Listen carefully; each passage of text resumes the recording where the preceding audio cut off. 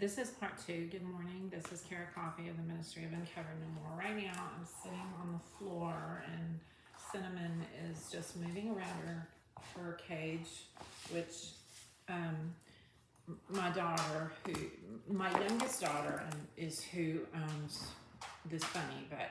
And I will tell you that we have very special relationships with bunnies. My daughters and I have very special relationships with bunnies. And the first mini story I was going to tell you is I'm not going to say the names of my children because I'm trying to keep us all safe while I continue in a public ministry. My 7th child and 5th daughter and I were talking about some serious things before she left, and it was just she and I. You need to understand that a lot of that happened with my children and I was because we were not allowed. We were kept separated on purpose while I was being betrayed. So you need to understand that, and obviously I have some anger. You could hear my voice change, but I am forgiving it. If I tell you about it, I'm working on forgiveness. Okay? See how she's just moving around. She can hear me talking. My daughter, who owns her, and I were saying yesterday, I said, oh, I'm so sorry if she doesn't remember you, Mom. She knows exactly who I am. And I believe her because she raised the bunny and raised her very gently. So we were just rejoicing yesterday that we actually got Bunny here and got her in a wide open space like she should be. But back to the other daughter and I were having a serious conversation that we could barely get done because I am literally hounded and watched by older people. My whole life it's been that way. But when it was found out that I was, testifying what I was, my children in horror found people of authority older than me completely misuse me and keep me under wraps, literally. And I don't want to remember that story anymore. I'm breaking out of it and I'm working on forgiveness. If you want to know the continuing saga of the actual terrorist, metaphysical terrorist movement against mothers in the Protestant world, check the news already. Silence in the throne room. Okay. So we were standing out there, my daughter and I, the 5th daughter, and I were standing out there talking about some things desperately because we had a few minutes and we can't ever seem too obvious because we get in trouble. And a bunny in the neighborhood who also shows up while I'm walking and I say hi has actually been like behind some of my earth boxes on my side yard bed of flowers and herbs, and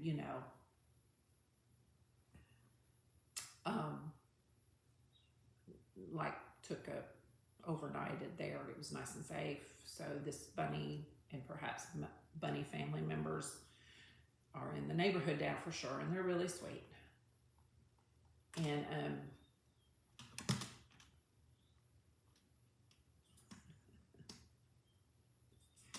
I'm going to have to take the pink the pink house. I was told yesterday that bunny, I didn't know that this bunny could actually climb. Okay, the pink house has to go to where she can't possibly, she's trying to figure out how to get out. She wants to be with me. Isn't that sweet? And do you hear her moving around? And that's what my 7th daughter and I were talking about, is that she's so much happier now. But she had to stay in the cage safely for years and was very patient. And now we get to have a more fuller life with our bunny. But at the same time, you need to understand that my children and I are highly gifted with all animals. All animals, all my children. And I don't know about Curtis. You have to go ask him. My partner keeps his abilities to himself. And I respect that. So I'm not leaving him out. He needs to tell you that story. So you go ask him if you want to know.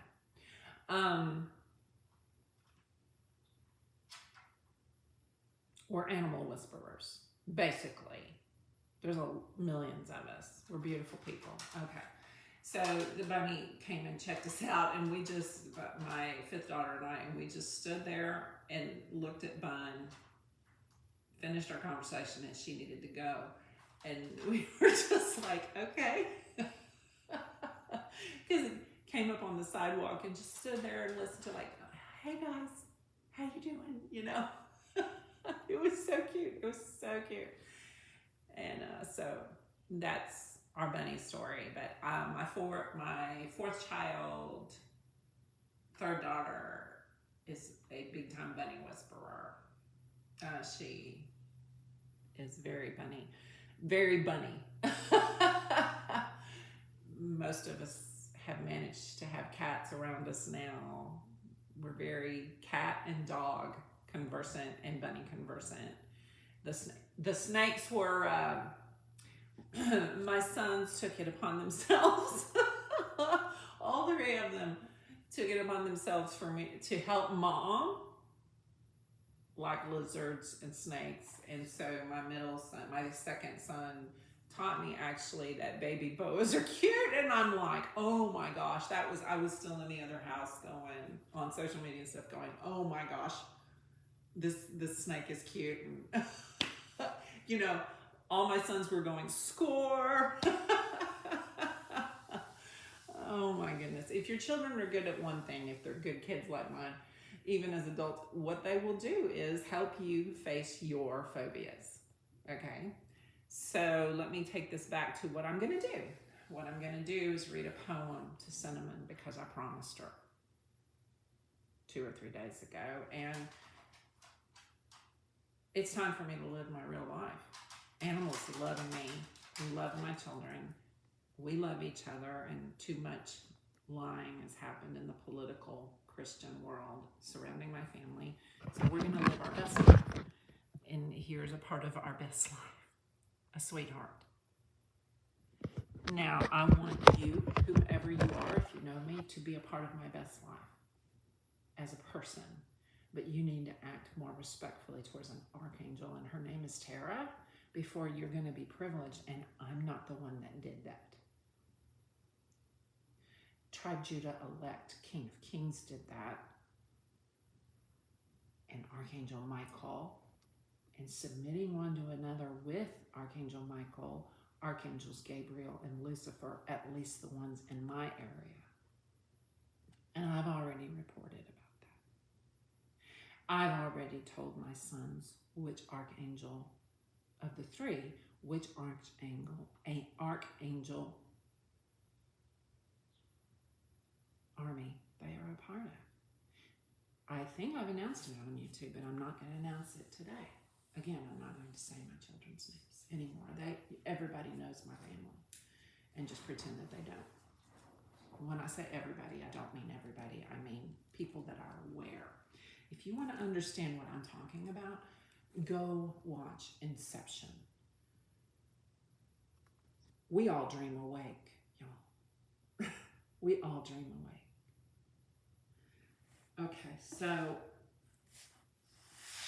I am working on a particular blog that I have constructed with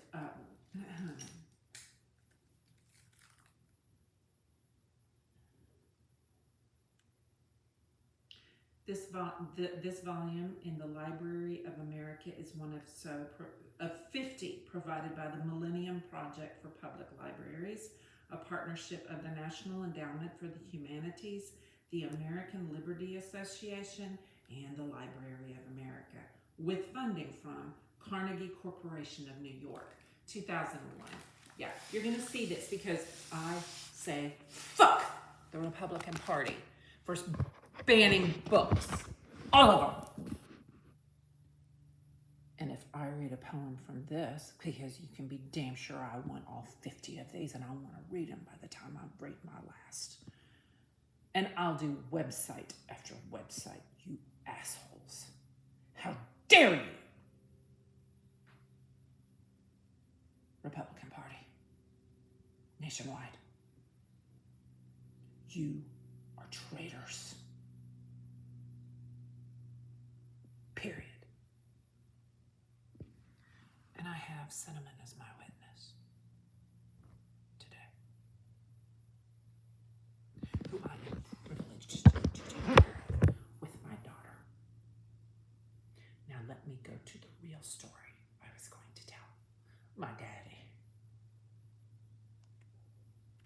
his only sister. I was 10. Gave up my bedroom in Crestview Drive in Garland, Texas.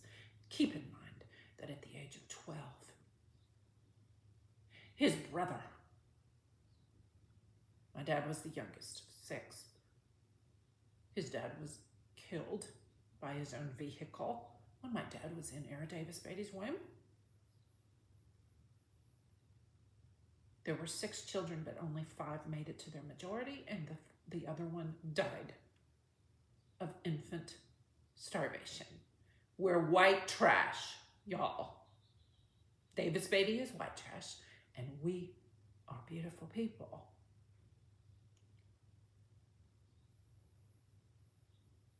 I have ancestors that died of starvation. My dad skipped meals. So there's a lot of us of that stock. And we're still here, and we still love America, even the Republican Party. You need to change your organization or put it out of business and do something different. And you need to change away from racism, sexism, and everything unholy in this country. Because we ain't gonna let the holiness die. Period.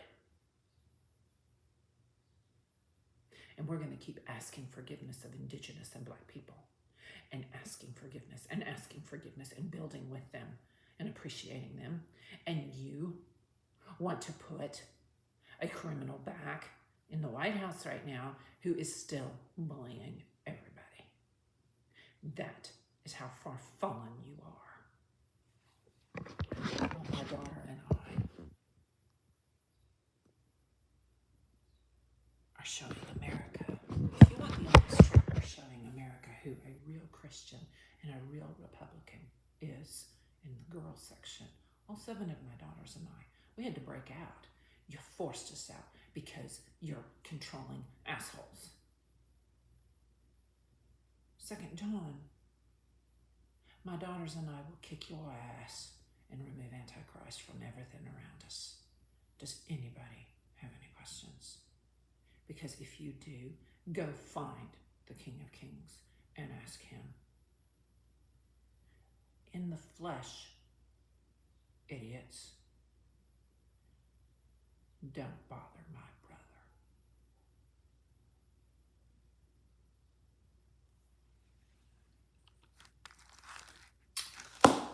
So, I promised my dearest grandbaby, Cinnamon,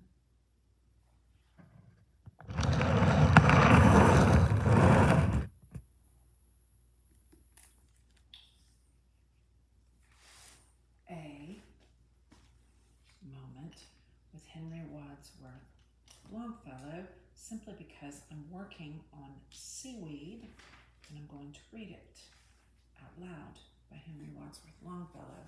And I'm going to start. You're going to see changes in the garage. It's getting more and more cleared out. Anytime a family's gone through the kind of disinherited stress that my family has gone through, I hope you can learn to rejoice with us when our family resurrects itself in love with everything and everyone that we know is holy and good and righteous. I hope you can start rejoicing with us. And the rest of you that I just had to take your head off against my will because I love you and I don't want you to be behaving the way you are. Duh. I don't want that.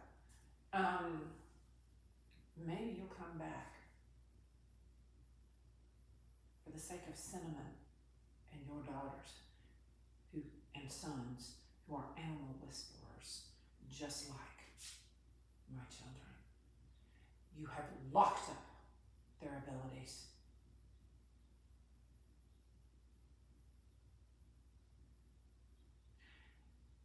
My second son stood where the Traeger is right now in our garage, and a bird flew right into his arms.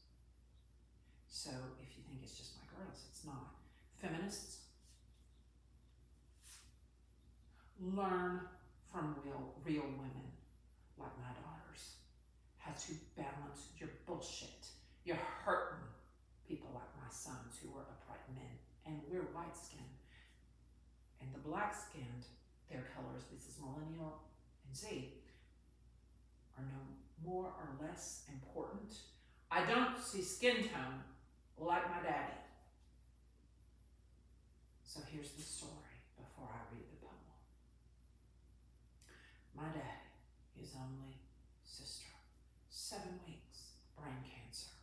I slept on a mattress on the floor, either in the living room or in my brother's room, while my mother and my father ministered to Aunt Shirley before she went above. Aunt Shirley's life was a tragic occurrence. She had 5 children by a man who committed adultery, divorced her, and went with the other woman. Garland, Texas. At least my Aunt Shirley had her 2 youngest brothers.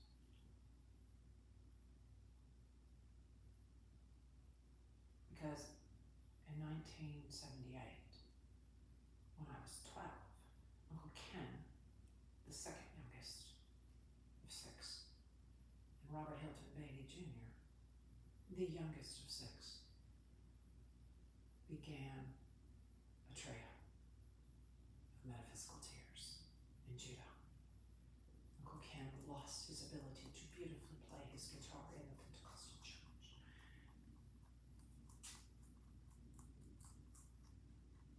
And that is because of Lou Gehrig's disease. My brother dropped in a strait, according to Revelation chapters 11 through 13. Actually, that's 9 through 13 if you want the honest truth. The first time, the cultish covenant church that did help us to a degree. It's convoluted, isn't it? The cultish covenant church helped us pull out of financial stress because, you know, we needed universal health care in the 1970s as much as we need it now. That hasn't changed, bitches. Duh, federal government. And so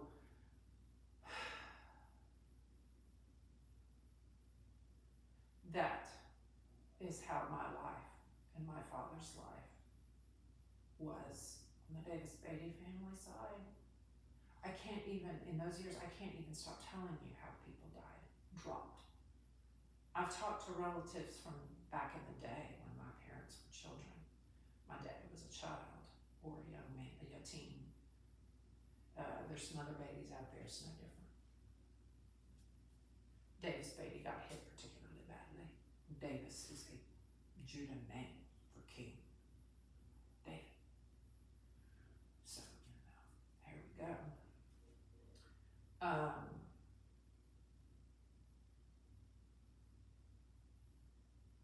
So I was 10 years old. One of my memories of my first 10 years is standing on a porch telling myself, I've talked about it in my testimony, telling myself, it's not going to do you any good to feel sorry for yourself. And I'm a woman who has written time and again, don't ask why. You start to ask why, you start to go into details, and you'll spin yourself into hellish rooms of eternity, and you will lose time. And I've got family members who chose that, and they're coming out. My way is Tara, not Kara. So, during that time, when the death march was in Garland, Texas, very thickly, of Davis Beatty and Judah, tribe Judah, please be aware that there's an equally horrific story going on in Mississippi that has been redeemed as well. Michael Shane Davis is Archangel Michael with my brother. I didn't testify his return. He knows how many lives he's had. His testimony is quite distinct. I don't know if he's still in Mississippi. We couldn't even remember how we met. That was so divine appointment. That was before the King led me as gently as he could out of the Christian church of the Protestant side. But I hear from myself that I will go back to my Pentecostal roots. And when I do, you can be guaranteed I'll be here at Davis, baby. Guaranteed, 100%. So you get your P's and Q's and orders, bitches. Because I'll come back. I'll say not one word. I will witness either your destruction or your repentance for how you are not preparing the way for the King of Kings on the ground. It's going to be one or the other, babes. All right. So, 10 years old, my dad was too overdone in fear, phobias that the Christian church places into every life. Our whole history, this has been true, religion does this, and the Christian Catholic religion is the worst, just like the Muslims. You three have got so much work to do in repentance. It's ridiculous how little repentance you actually do every day. So Dad baptized her in the bathtub. She was getting weak last 7 weeks of her life. The Beatys, and I've promised my children I will not do this if I get cancer. The Beatys have a propensity towards hiding the fact that they have cancer. My dad didn't do it. I will take my dad's example. The Beatys hid things of their own stuff. Matter of fact, there's an in-loving memory to Robert Paul Beatty in my book, my first book, and that is because 5 days after my birthday, as the book was going into publication, Uncle Paul died. He had attempted suicide because his prostate cancer came back. And he didn't want to put the family through that, and he didn't talk to anybody, although I found out later he told his son, whom he could trust. He told him. I'm not going to tell you which son. They're both still living. All right. So that's how my life goes. So if you're me, you find ways to find enjoyment and pleasure. You know how deeply beautiful your children are and how grateful you are for their faithfulness and how much of a privilege it is to take care of cinnamon. If you're me, be me, women. Be me. You'll cry your fucking eyes out every day, but you'll live a real life. I can tell you that. So he baptized her. She died in my bedroom. I was asleep when the ambulance came and took her body away. 7 weeks, brain cancer. She hid from everybody. Dad took care of her, respectfully. Now let me chill your bones to the rest of this before I read a beautiful poem and allow you the privilege of Cinnamon and I sharing a moment before I move on with my day. I promised Cinnamon I'm coming through, and I'm having the privilege of saying I promised this, I'm coming through, because let me tell you, the battle to get here and to be real, as I am being in my garage, was a 57-year-long battle, and I won. Because if I can do what I promised the bunny, you can be guaranteed that I care about every person I know, and I have done the best I could. And if I promised it, if I vowed it, I did it to the best of my ability, because I've got people who don't like me and don't like the way that I am faithful. Well, you know what? I'm going to be kind, because normally Tara comes out and I'll tell you, go fuck yourself. I'm not going to do that today. And this is Valentine's Day. There was a Valentine's Day that a certain prophet of the Christian church who had fondled women's breasts died. And I wrote a 3-tiered triangular poem that was in my first book. Lest you forget your sin. My entire publisher, Christian publisher, real Christians, that time, went out of fucking business the very month, January of 2017, that a criminal sat in the White House. Okay.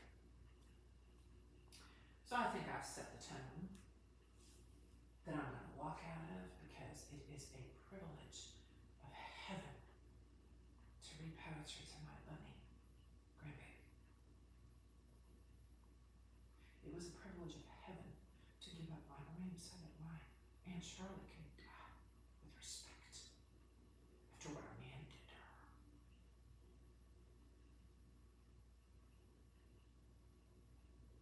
It was a privilege beyond any way to explain. To witness my father scoop my brother up in a street in 1978 and wail like I will never forget.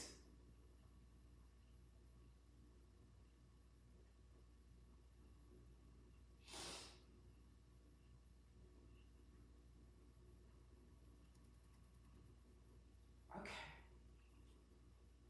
Heaven is here now. But I ain't singing it. Some stupid Christian choir. I ain't singing it like some stupid Christian choir.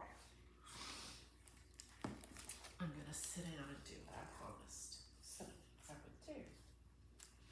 And she is listening. And you're staring at a floor that will probably be swept soon.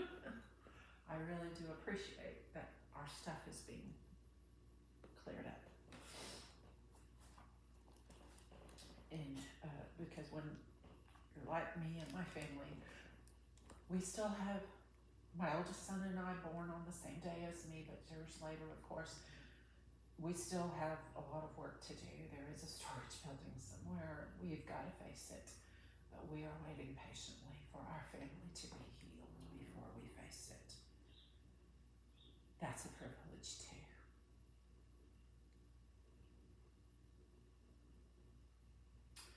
Seaweed by Henry Wadsworth, Longfellow.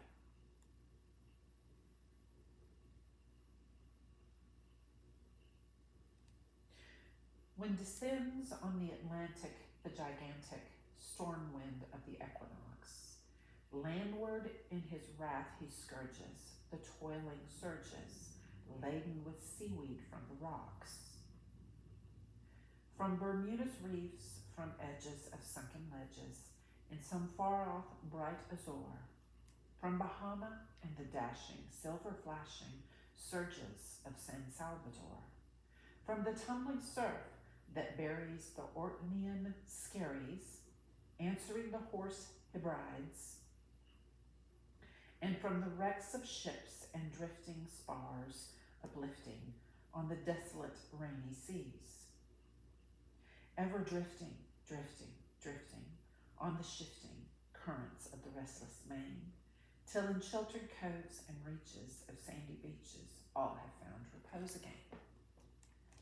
So when storms of wild emotion strike the ocean, you just got a notion, loves, of the poet's soul ere long.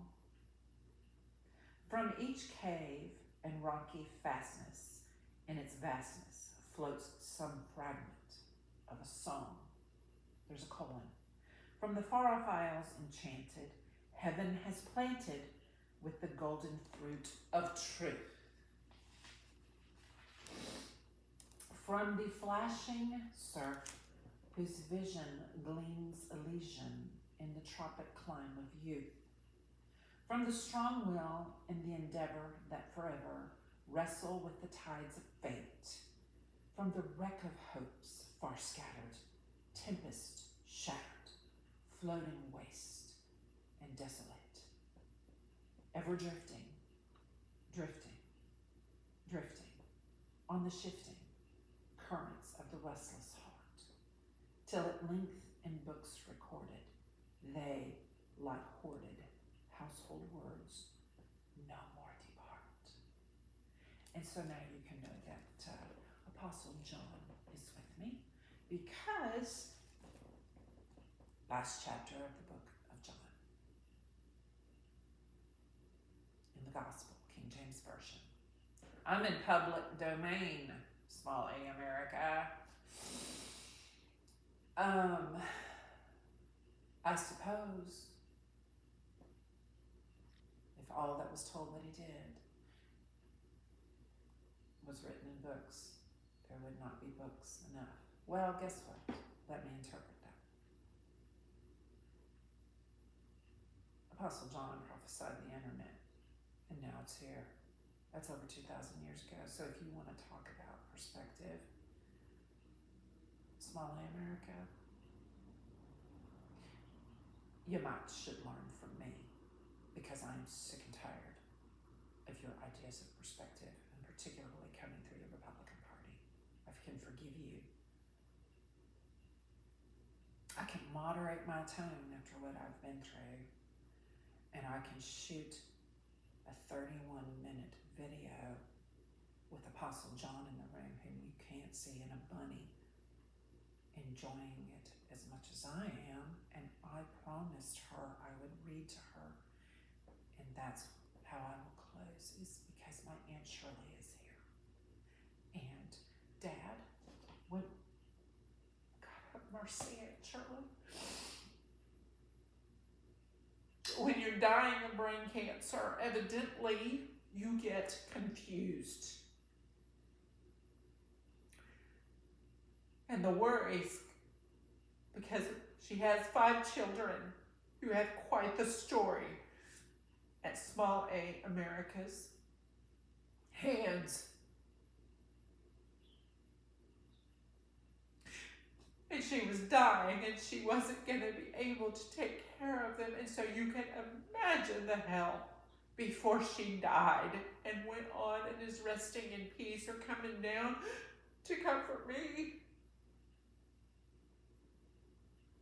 And Dad would sit in his chair like I'm sitting in this chair that my youngest daughter and my second son also sat in, and I have pictures of.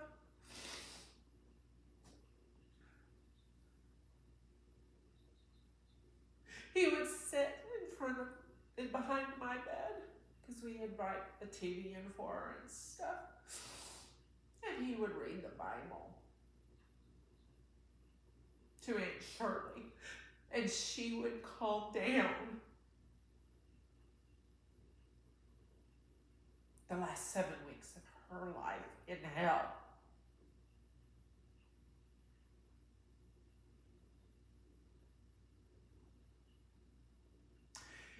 If you have any questions about hell on earth, let me tell you, we are living it. And it is your responsibility, no matter who you are, to bring heaven down every day. Because if you and I don't do it, nobody will. And that is how wicked